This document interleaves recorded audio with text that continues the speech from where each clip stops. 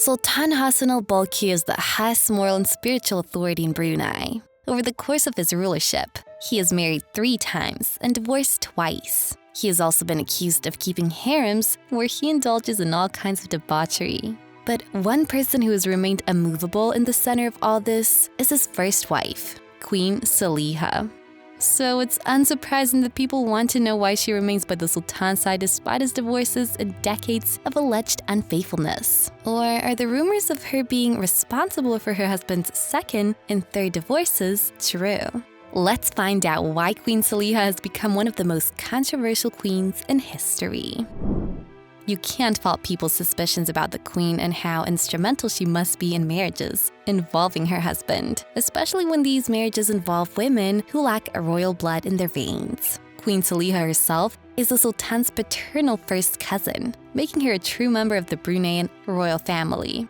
On October 7th, 1946, Queen Saleha was born to her father, Pangeran Anak Muhammad Alam, the younger brother of the 26th Sultan of Brunei, making her a niece of the 26th Sultan. Saleha spent 2 years at Rajastari Girls' High School in Brunei town and went to London to complete her studies. She attended Signet School to enhance her English skills, while her future husband and his brother, Prince Muhammad Bolkiah, were at the Royal Military Academy, Sandhurst. She was 16 years old when it was decided that it was time for her to marry her cousin. Saleha's father and Hassanal's mother, Queen Consort Pangeran Anak Damit, were siblings. So it was like an open secret that Saleha was meant to be the queen of Brunei, even when she was a young girl. This type of marriage was quite common in Islamic culture, and some European royalty even did the same thing. It's all about maintaining power and wealth within the family to ensure it continues and thrives for generations. 19-year-old Hassanal equally had no say in the matter. Having been named His Royal Highness the Crown Prince, his life was now about what was best for his kingdom.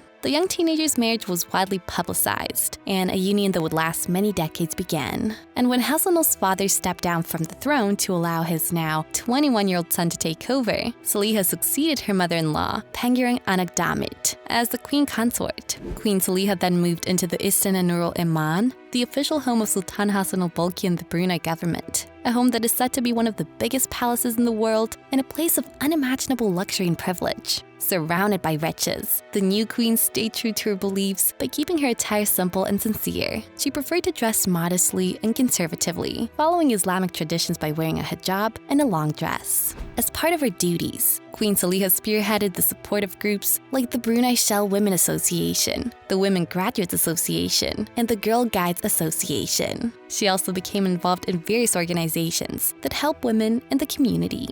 She also performed her duty by giving birth to children for the Sultan. The couple gave birth to their first child, Princess Rashida, on July 26, 1969. Together they had 4 daughters and 2 sons. The eldest of the boys is Crown Prince Al-Muhtadi Billah. But despite Queen Saleha perfectly playing her part as the Sultan's wife, her husband, for some reason, wasn't following the exemplary life.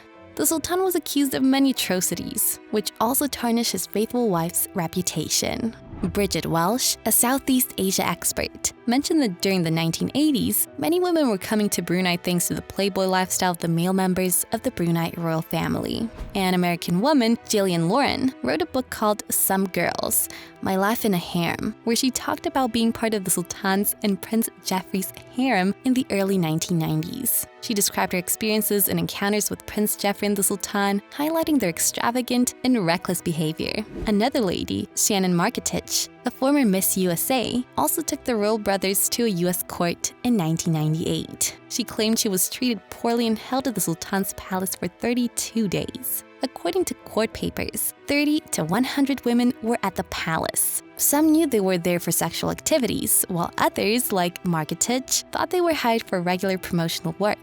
The palace workers told the women to go to parties and clubs every night where the Sultan Jeffrey and their friends would choose who they wanted to have sex with. the brothers said they didn't do these things, and the Sultan claimed he never met Margaret. The US court later said the brothers couldn't be sued because they were foreign heads of state, and this was the only reason the investigation had to be cut short. One can see how this kind of publicity contradicted the Queen when she went to give speeches at the official opening ceremony of the 7th World Women's Group for Southeast and Far East Asia at the Center for International Conference. Part of the speech that hoped to combat the degrading treatment of women went like this: the issue of violence against women should also be given great attention to all women. We must recognize that there are so many forms of violence and violence against women around the world.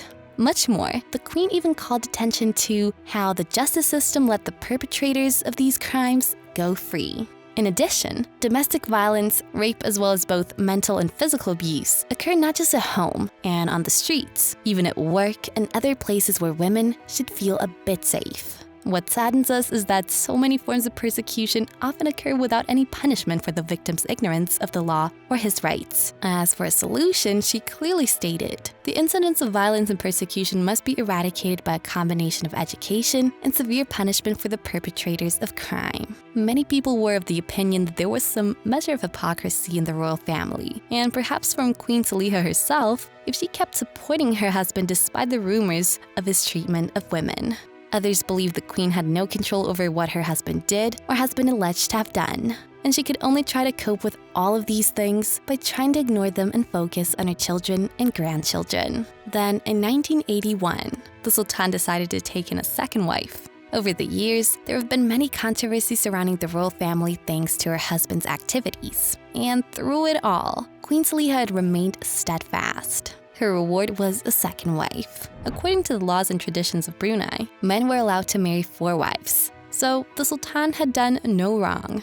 Queen Saleha might not have liked it, but she really had no say in the matter. The Sultan married Miriam Abdulaziz as a second wife in 1981. She had previously worked as a flight attendant for Royal Brunei Airlines. After the marriage, she received the title Duli Yang Taramat Mulia Pangeran Isteri.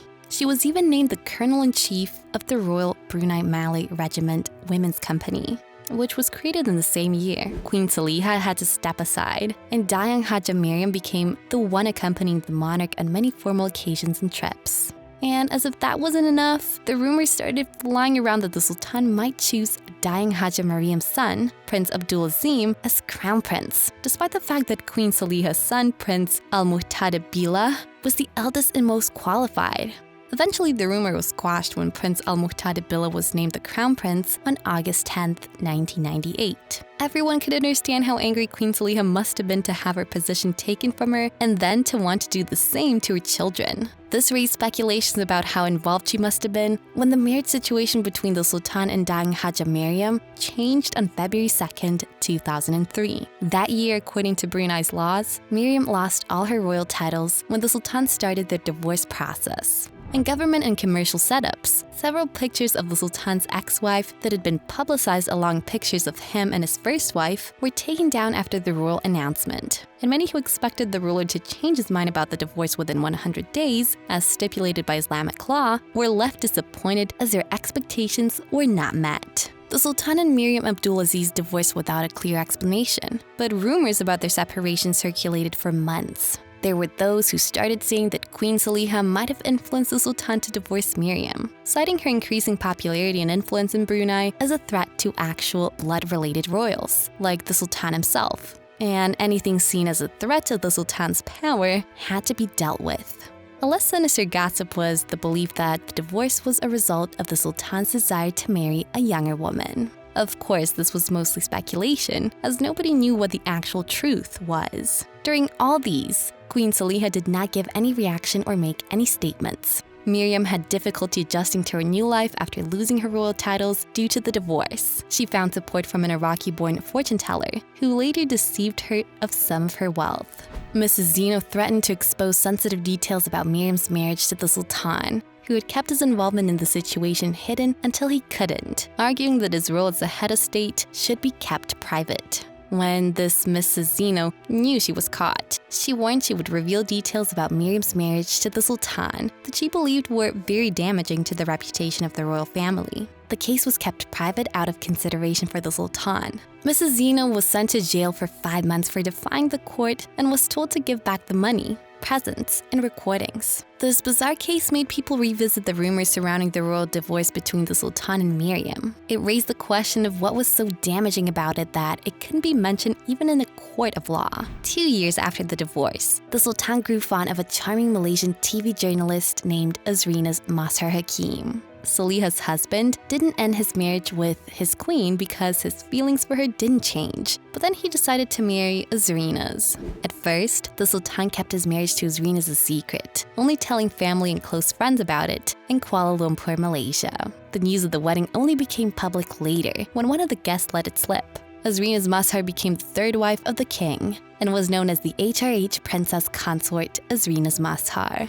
The Sultan and Azrina's had 2 children, Prince Abdul Wakil and Princess Amira Wardatul Bolkiah. They kept the pregnancy secret, but celebrated the births with a 21 cannon salute at Istana Nurul Iman. However, the king's feelings changed over time, leading to their divorce on June 16, 2010. Azrina's immediately lost her royal title, state awards, and medal, but her children still retained their titles. The Sultan didn't reveal why he divorced Azrina's, just saying it was for special reasons. Although rumors of a marriage breakup between the Sultan and Azrina's had been circulating for some time in Brunei, in addition to those rumors were other rumors that Queen Saleha wasn't happy about sharing her husband, and so because of this, she decided to do something about it. But these rumors were not in any way confirmed or approved. The real truth remains a secret known only to the king and his close circle. Azrina's lost all her queen privileges after 5 years of marriage to the Sultan. She was also not allowed to take her 2 kids when she left the palace, as the Sultan made it his responsibility to take care of them. Azrina's later got married again on May 1st, 2018, to Firoz Khan Abdul Hamid. They had their wedding at her house with family and friends. Firoz is just a regular guy without any fancy titles, but Azrina seems really happy. They have 2 daughters and love traveling and spending time together. There are a lot of speculations that Queen Saleha is majorly responsible for the Sultan's divorce from his other wives, but these accusations have not been proven to be true. Not until more evidence or information is shared by the royal family. The picture the royal family paints of Queen Saleha is that of a firm devotee to Islam who believes in God's plan and respects her husband's choices without getting involved in his political affairs. This might certainly be true, as very little information gets out about the royal family. What is well known is the fact that Prince Al-Muqtada Billah is still the crown prince and the Sultan's heir. The Sultan and Queen Saleha have had 6 children together. In addition to the 6 other children from his failed marriages, the Sultan fathers 12 children. And with his wife, they are the grandparents of more than a dozen grandkids. In more recent time, Queen Saleha is often seen attending one wedding or the other as the only spouse of the Sultan. Her position in the Brunei royal family has been marked by her resilience and grace, especially amidst controversies involving the Sultan's subsequent marriages to second and third wives. These marriages naturally cause significant media attention and public speculation, often placing Queen Saleha in a challenging position. Queen Saleha's claim has remained that she had no influence over the Sultan's decision to take additional wives despite her traditional and expected role as the first wife. During all of those times, she maintained her dignity and continued to carry out her public duties, sometimes accompanying the Sultan on formal occasions and supporting various charitable organizations. Now, she holds the record for being the longest-serving female partner globally, second only to the Duke of Edinburgh. Given her composed and steadfast nature, one must wonder, what is the true story behind the 2 divorces that have happened involving her husband? How much power does the queen truly wield in the royal family and over her husband? And how has she achieved such unwavering resilience and dedication, especially when there were so many controversies?